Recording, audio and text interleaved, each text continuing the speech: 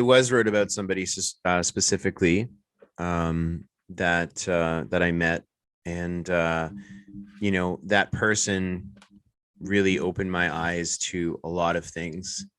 Um, and I learned a lot from meeting that person, and I think, "Till I Found You" is really a song about hope.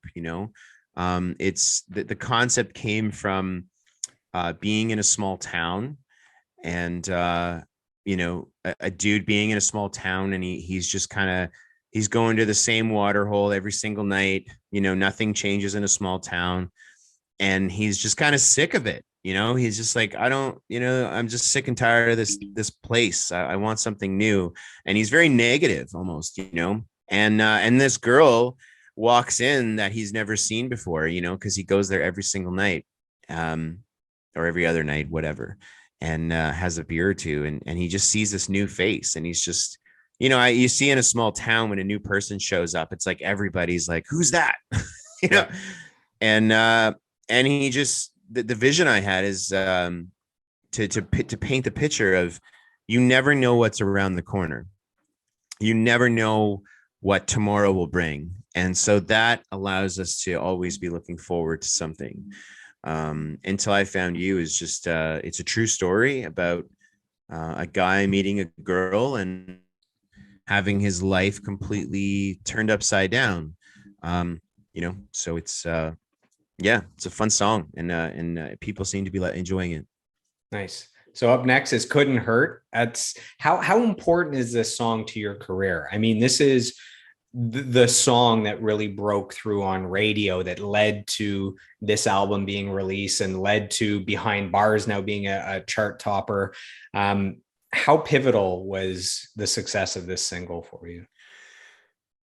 The craziest thing is the song landed, it ended up peaking at 33 on the Billboard Top 100, and which is nuts to have a top 30. And I don't think you really truly know what it means.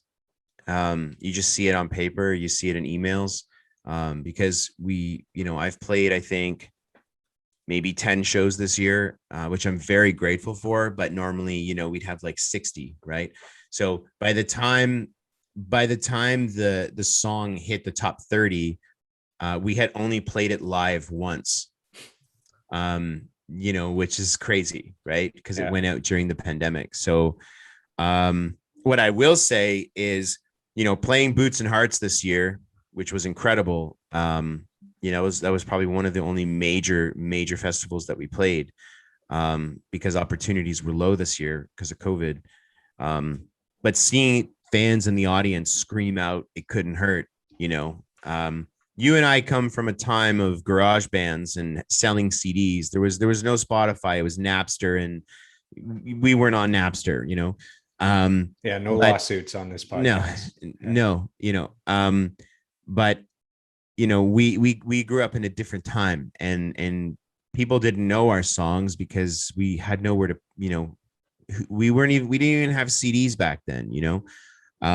So it's just a different time now where people can, I just found out I'm charting in Australia, you know and the internet is just such a powerful thing, so to see people singing along, it's incredible, and I'm very, very grateful.